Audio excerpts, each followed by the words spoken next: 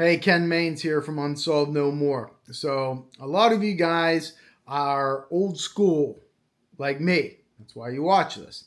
So, I was thinking maybe you'd be interested in some old school stuff like reading a book, which it seems like nobody does anymore. It's new generation. All they're doing is on their phones, flip, flip, flip.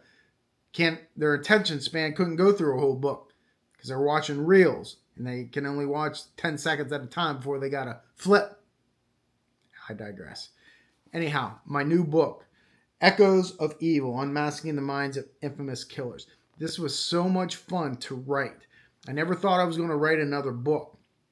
But when this concept came to me, which people tell me is groundbreaking or revolutionary, I just think it's pretty damn cool.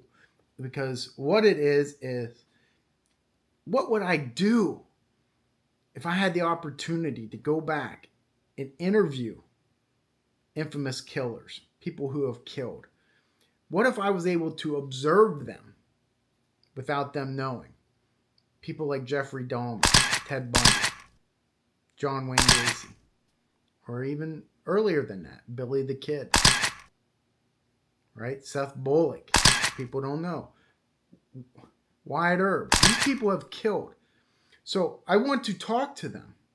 Hey, what's it like to murder? What is your pre and post offense behaviors? What did you do? What were you thinking? How does it affect you? Do you have remorse? Do you have regret? And I'm able to do that in this book. Okay. Bonnie and Clyde, John Dillinger, The Mafia with Al Capone, Roy DeMeo, Anthony Spilaccio. He was famous in Joe Pesci in Casino. You know, people that you don't Crazy Horse. You know, the Native American warrior. Why did you kill? What is the reasoning? And how did you feel about it? Timothy McVeigh. Okay? The ideologies of some people and why they decide to kill. The ultimate form of disrespect to me. Richard Ramirez, the Night Stalker. Charles Manson, who may or may not have actually killed anybody, but sent people out to do that.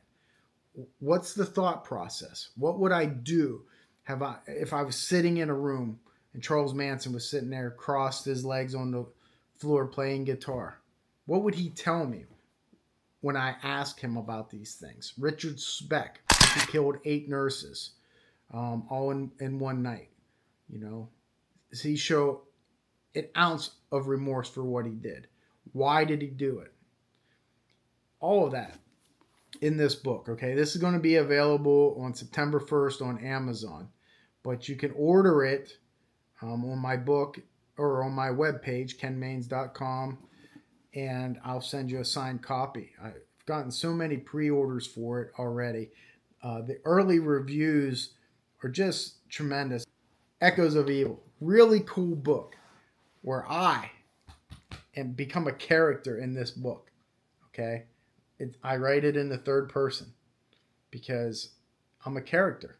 I travel back in time and I get advice from fictional character like Sherlock Holmes. Hey, how do I handle this? And Sherlock Holmes tells me who D.B. Cooper was. All these things. It's so cool.